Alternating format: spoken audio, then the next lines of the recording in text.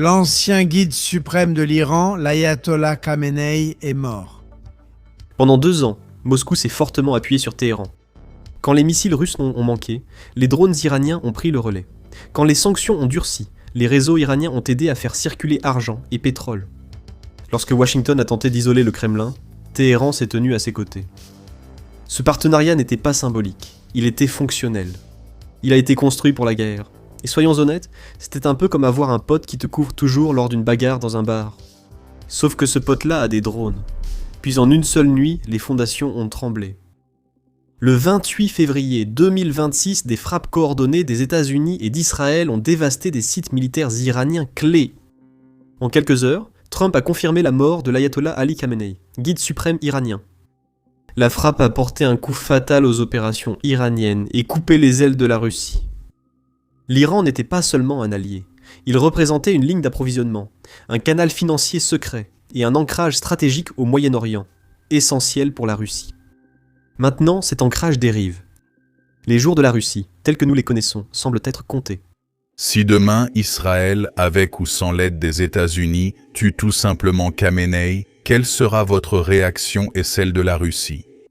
J'espère que c'est la meilleure façon de répondre à votre question. Je ne veux même pas discuter d'une telle possibilité. Je ne le veux pas. En juin 2025, lors du Forum économique de Saint-Pétersbourg, quelqu'un a mis Vladimir Poutine dans l'embarras. Que ferait la Russie si le guide suprême de l'Iran, Ali Khamenei, était assassiné? Peut-être par Israël, peut-être par les États-Unis. Poutine n'a pas hésité.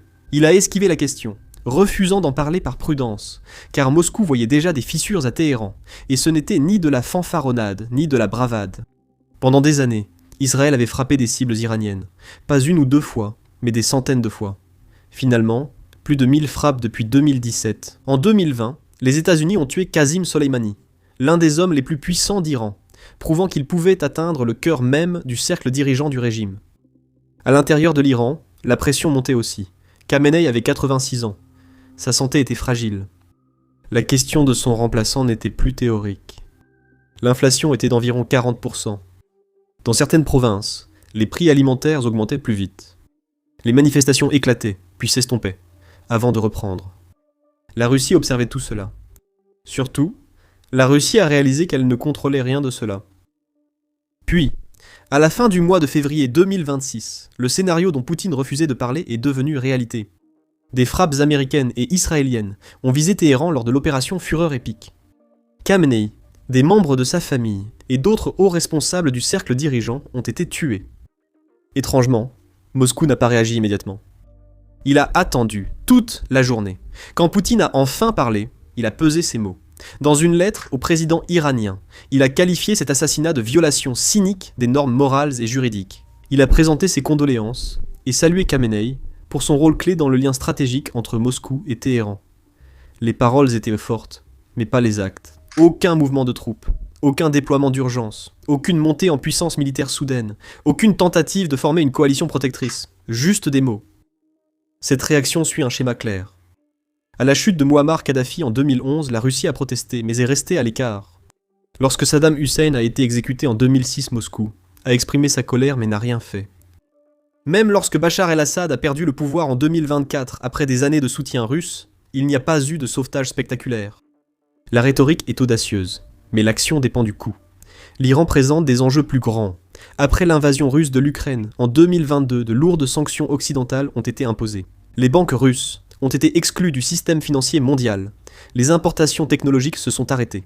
L'Europe a réduit de plus de 80% sa consommation d'énergie russe. Le choc économique a été profond. C'est alors que Téhéran est devenu plus qu'un partenaire. Une bouffée d'oxygène essentielle. L'Iran, fort de décennies d'expérience face aux sanctions, savait gérer des flottes pétrolières clandestines et utiliser des banques de contournement. Il commerçait depuis longtemps en dehors du système du dollar.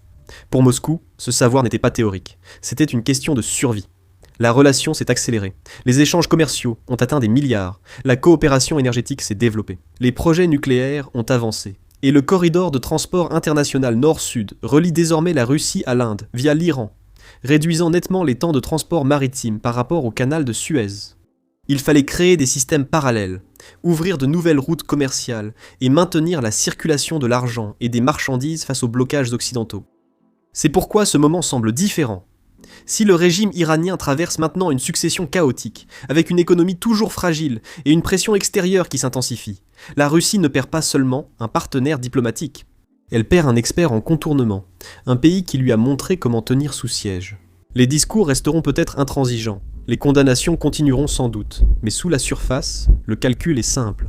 Téhéran compte pour Moscou non pas pour des raisons idéologiques, mais pour survivre. L'Iran est l'oxygène dans un monde étouffé par les sanctions.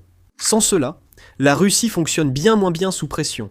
C'est pourquoi la prudence, le silence et les mots choisis de Moscou révèlent la même vérité. L'Iran est essentiel. Ce partenariat s'est étendu au champ de bataille. Téhéran a offert à Moscou non seulement un soutien financier, mais aussi une force militaire via des drones. L'approvisionnement régulier en drones Shahed iraniens est devenu central dans la campagne aérienne russe en Ukraine. Peu coûteux à produire, bruyants dans le ciel, ils étaient impossibles à ignorer pour les civils. La Russie les utilisait en essaim, envoyant vague après vague pour épuiser les défenses aériennes ukrainiennes et maintenir la pression sur les villes et infrastructures. Au début de la guerre, Moscou a largement compté sur les conceptions, composants et l'expertise iranien. Elle a ensuite accru la production en Russie, installant de grandes chaînes d'assemblage à Tardistan. Mais la technologie, le savoir-faire et les plans venaient tous de Téhéran. Avec l'effondrement de l'Iran, cette réalité frappe durement la guerre des drones russes. Pourtant, les drones Shahed dépendaient d'un flux constant de pièces iraniennes, de soutien technique et de mises à jour techniques. Entre usines instables, chaînes d'approvisionnement perturbées et réseaux transfrontaliers fragilisés, la colonne vertébrale se brise. La Russie peut toujours assembler des drones, mais sans livraison régulière de Téhéran, le volume et la qualité baissent. D'un autre côté, l'Ukraine continue d'accéder à des drones occidentaux plus avancés et à des défenses multicouches. Moscou se retrouve en position dangereuse. Elle s'est appuyée sur le volume pur pour compenser une technologie inférieure, inondant le ciel afin d'épuiser les défenses de l'Ukraine. Si l'Iran s'effondre et coupe cet approvisionnement, la Russie perd sa seule tactique pour maintenir la pression. Le résultat, ce sont moins d'essaims, moins d'intimidation au-dessus des villes et une capacité réduite à user les défenses de l'Ukraine. Dans une guerre où la Russie accuse déjà un retard technologique en drones, perdre l'Iran ne signifie pas seulement perdre un fournisseur, c'est perdre l'un des rares moyens permettant à Moscou de rééquilibrer le champ de bataille. Quand Poutine pleure Khamenei, il ne pleure pas qu'un homme, mais aussi les drones livrés par le régime. Là, l'histoire passe des armes à quelque chose d'aussi vital, mais moins visible. L'Iran ne fournissait pas seulement des drones, il remettait à Moscou un manuel de survie face aux sanctions. Téhéran a appris à la Russie à maintenir ses exportations de pétrole via des chaînes d'expédition complexes, à contourner les sanctions secondaires et à créer des canaux bancaires dans la zone grise. Ce n'est pas propre ni simple, mais ça marche. Sous de lourdes sanctions, l'essentiel est de c'est ce qui permet de tenir le coup. Le problème, c'est qu'avec l'Iran déstabilisé, ce manuel vole en éclats. Les canaux qui offraient un peu d'air à la Russie sont plus difficiles à préserver. Si ces canaux tombent, Moscou dépend de moins de partenaires, rendant chaque porte cruciale. Le risque augmente, la marge d'erreur diminue. L'économie prend alors plus d'importance. La Russie a investi des milliards dans des projets en Iran. Le corridor de transport nord-sud était censé être clé, reliant le Caucase par rail et reliant les ports iraniens à l'Inde par de nouvelles routes. Un accord de 25 milliards de dollars prévoyait la construction de 4 réacteurs nucléaires dans le sud de l'Iran. La coopération énergétique dans le pétrole et le gaz progressait vite, offrant à Moscou de nouveaux débouchés, alors que l'Europe s'en éloignait. Mais si un nouveau gouvernement à Téhéran se tourne vers l'Occident, ces accords pourraient être bloqués ou s'effondrer. Les contrats pourraient être gelés, renégociés ou tout simplement annulés. L'accès aux ports et aux projets énergétiques pourrait diminuer, ce qui dépasse de simples pertes commerciales. C'est comme perdre les fondations d'une maison avant une tempête. Ce sont les piliers du plan russe pour bâtir un système économique eurasiatique contournant l'Europe. Si l'un d'eux cède, le toit pourrait s'effondrer. Pour Moscou, l'Iran n'est pas un partenaire secondaire mais fondamental. Si cette fondation s'effondre, la stratégie de la Russie pour survivre aux sanctions et à l'isolement semble dangereusement fragile. Prenons maintenant une perspective plus large. La Russie promeut depuis des années un monde où la domination américaine décline et où les puissances régionales établissent leur propre sphère. Dans cette vision, l'Iran figurait parmi les alliés les plus solides de Moscou au Moyen-Orient. Mais si Téhéran se divise ou se rapproche de l'Occident, cette vision ne fait pas que s'affaiblir. Elle commence à se défaire comme un pull bon marché après un lavage brutal. Et la perception compte. Le pouvoir, ce n'est pas que les chars ou l'argent, c'est une question de crédibilité. Et après l'effondrement de la Syrie, et plus récemment, du Venezuela, cette crédibilité a touché le fond. Chaque fois que Moscou recule, laissant tomber sa vision et ses alliés, son image change. En évitant le risque, sa fiabilité est remise en question. Et à chaque allié qui vacille, la Russie paraît plus isolée. Alors, pourquoi ne pas agir avec audace en Iran ? Eh bien, les raisons sont claires. D'abord, la réalité militaire. La guerre en Ukraine épuise d'énormes ressources. Troupes, artillerie, missiles, drones et financements. Ouvrir un second front affaiblirait le principal. Deuxièmement, la pression économique. Les sanctions affaiblissent l'économie russe et limitent ses options. Les interventions étrangères sont coûteuses et les opérations prolongées épuisent vite les réserves. Enfin, le risque d'escalade demeure. Une confrontation directe avec les États-Unis ou Israël sur l'Iran présente des risques que Moscou n'est pas forcément prêt à affronter. Les alliés le comprennent facilement.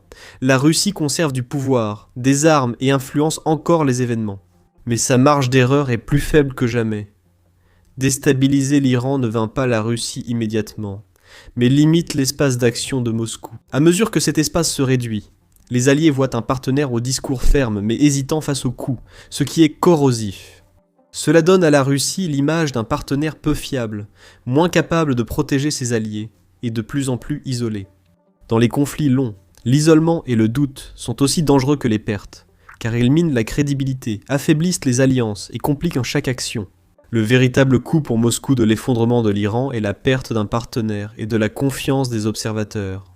À chaque allié qui s'éloigne, la prétention de la Russie à être un contrepoids fiable à l'Occident semble plus fragile. Mais la Russie risque aussi de perdre davantage alors que son allié s'effondre. Le pétrole est central dans ce conflit. L'effondrement de l'Iran sous les attaques américaines et israéliennes a des conséquences immédiates sur l'avenir de la Russie. Les frappes ont transformé ce qui semblait être un conflit régional contenu en un choc énergétique mondial. Les marchés pétroliers réagissent en temps réel. En réponse aux attaques, l'Iran a menacé de perturber le trafic maritime dans le détroit de Khartoum, passage clé pour un cinquième du commerce mondial de pétrole. Cela à lui seul a fait grimper le Brent, qui a franchi un seuil critique, enregistrant sa plus forte hausse en une seule journée depuis l'invasion de l'Ukraine en 2022. Les traders n'attendaient pas une escalade. Ils l'incluent déjà dans leur prix, comme acheter du pop-corn en prévision d'un film intense. Cette seule possibilité augmente les primes d'assurance et fragilise les routes maritimes. Pour Moscou, cette flambée offre un soulagement temporaire. Des prix plus élevés assurent de plus de revenus par baril, malgré les sanctions. Mais la situation évolue déjà à long terme.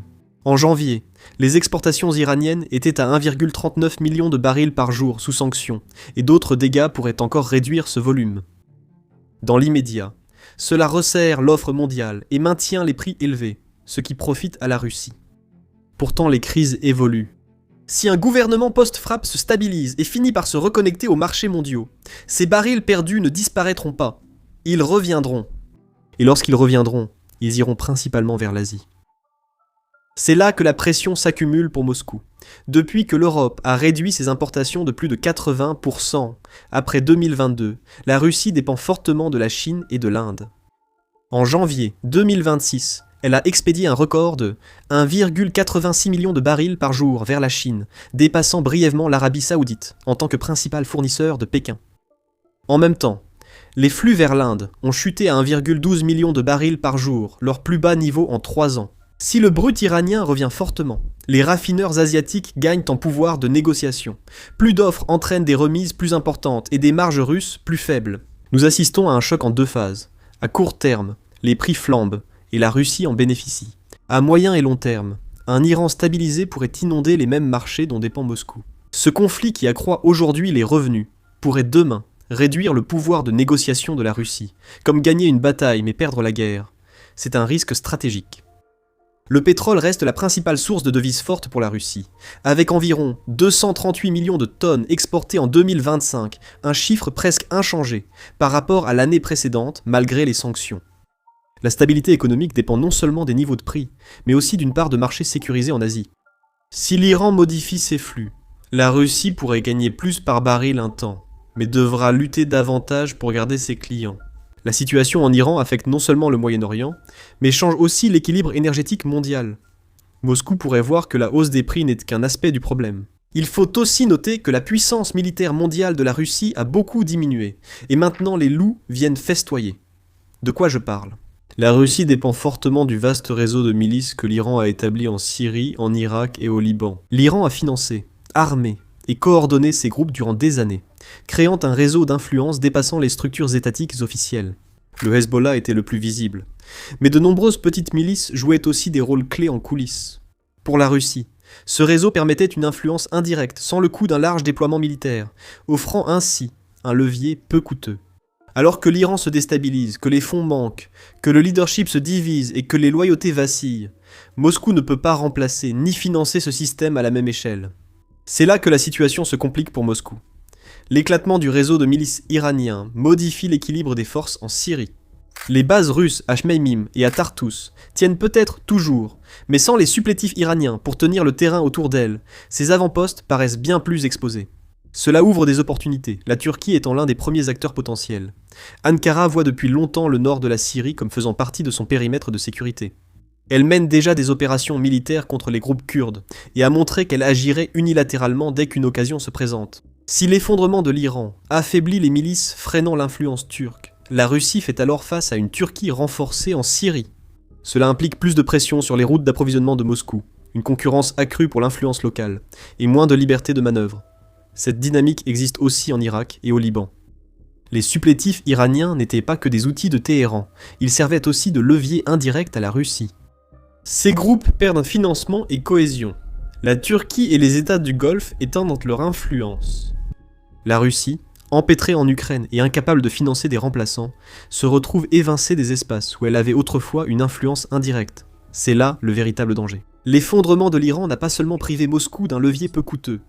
Cela pousse des rivaux comme la Turquie à intervenir, à redéfinir l'influence et à tester la résistance russe sans le soutien de Téhéran. La Russie fait face à une contrainte majeure, la guerre en Ukraine, qui absorbe quotidiennement troupes, matériel, financement et attention politique.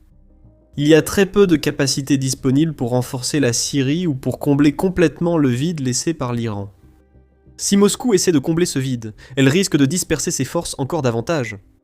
Si elle se retire, partenaires et rivaux y verront une faiblesse. Chaque choix a un coût. L'effondrement de l'Iran prive la Russie du soutien qui lui permettait de s'imposer au Moyen-Orient sans en porter tout le poids. Les bases restent, mais sont plus dures à sécuriser. Les milices subsistent, mais sont moins soudées. Avec l'Ukraine qui épuise les ressources, Moscou a peu de marge pour s'adapter. Moscou a toujours une présence dans la région, mais sans le soutien de l'Iran, cette présence paraît plus restreinte, plus fragile et bien moins durable qu'auparavant. La Russie a les mains liées pour combler le vide laissé par l'Iran, car la guerre en Ukraine absorbe chaque rouble, soldats et missiles disponibles. Moscou ne peut pas ouvrir un autre front ni financer des supplétifs comme le faisait Téhéran, sans risquer la rupture. Jamais fondé sur la loyauté, ce partenariat est depuis longtemps vu comme transactionnel par les analystes. La Russie a acquis des drones, des astuces pour contourner les sanctions et un soutien stratégique, mais quand Téhéran est en danger, le Kremlin reste en retrait. Ce vide crée des opportunités pour d'autres, et la Chine s'impose déjà comme l'élément imprévisible. Pékin a condamné les frappes, qualifiant les provocations visant à un changement de régime d'inacceptable, mais elle vise le long terme et joue plus finement. L'Iran a déjà envoyé plus de 80% de son pétrole vers la Chine en 2025 et un Téhéran fracturé ne fait qu'accroître cette dépendance. Grâce au pétrole bon marché, à des accords d'infrastructure et à une médiation discrète, Pékin étend son influence sans déployer de soldats.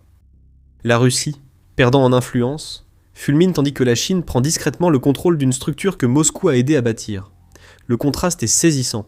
La passivité de la Russie montre sa faiblesse à ses anciens alliés, alors que la Chine consolide sa place dans l'Iran post-Khamenei. La hausse du pétrole favorise à court terme le budget de Poutine.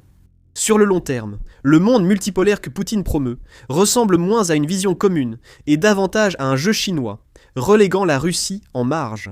Donc, au bout du compte, la vraie question maintenant n'est pas de savoir si la Russie va s'effondrer demain, maintenant que le régime ami de l'Iran est tombé, mais plutôt de savoir si elle peut soutenir une guerre longue alors que ses liens vitaux, opérationnels et stratégiques s'effilochent. Chaque chaîne d'approvisionnement, alliés et corridors compte plus que jamais. Les enjeux pour Moscou sont désormais clairs, c'est le tournant. La chute de l'Iran ne termine pas la guerre, mais en modifie la nature. La Russie a moins de marge d'erreur et chaque erreur compte désormais davantage. Les fils militaires, économiques et géopolitiques convergent, les réseaux se resserrent, la pression s'accumule. Et la guerre, longue et éprouvante, se déroulera dans des conditions plus restreintes que jamais. Le Moyen-Orient observe.